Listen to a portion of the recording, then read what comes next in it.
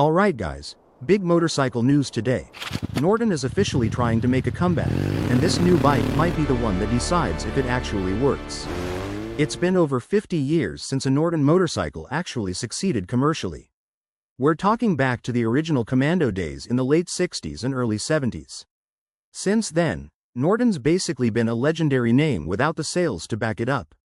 But now, under new ownership by TVs, Norton's fighting to change that story, and they've just unveiled their all-new midsize adventure bike, the Norton Atlas. We got a chance to ride the pre-production version out in Iceland, so let's break down whether this bike can actually carry Norton back to relevance. First impressions? This bike looks seriously good. Fairing-free bodywork, indicators tucked into the handguards, and a unique dual-projector LED headlamp that gives it a proper premium presence. Riding through the streets of Reykjavik, we genuinely kept catching our reflection in shop windows. That's how good this thing looks. Now, there will be two main versions when it launches: the GT, which is more road-focused with a 17-inch front wheel, and the Atlas we tested, which comes with a 19-inch front wheel for more off-road capability. Each version also gets a higher-spec Apex trim, which is exactly what we rode. Ergonomically, it's spot on: a broad, flat seat, wide handlebars, and a natural standing position. Even though the seat height is listed at 845 mm, the narrow bike design makes it feel much lower and more manageable than the number suggests. But here's where things get a little rough. Our test bike had some jerky low-speed throttle response, especially right around 5,000 revolutions per minute. It caused a seesaw sensation at low speeds, which isn't ideal in city traffic. The good news? Norton is aware of the issue, and since the bike supports over-the-air software updates, there's a strong chance this gets patched before it hits dealerships. Now let's talk performance, because once you get the throttle open, this bike genuinely shines. Under the seat is a 585cc parallel twin engine producing 69 horsepower and 42 pound-feet of torque at 9,300 revolutions per minute. On paper, that puts it right in line with bikes like the Suzuki V-Strom 650 or Kawasaki Versys 650.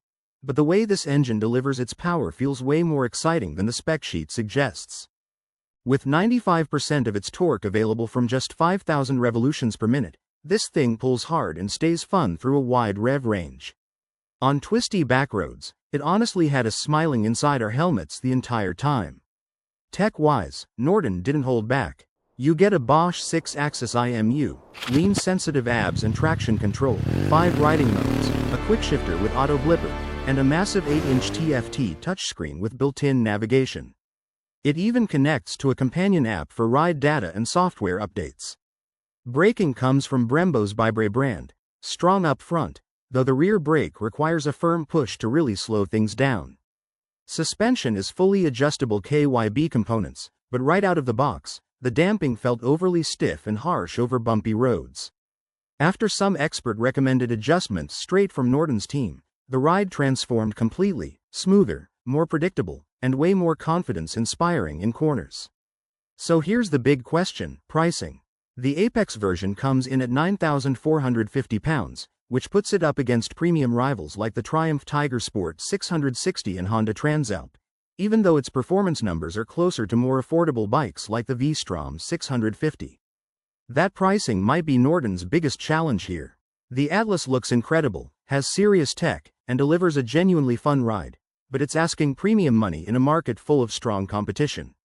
So, can the Norton Atlas bring this legendary British brand back to relevance? It's got the looks, the tech, and a genuinely fun engine, but there's still some heavy lifting to do before we know for sure. What do you guys think? Is this the bike that finally brings Norton back? Let me know in the comments below.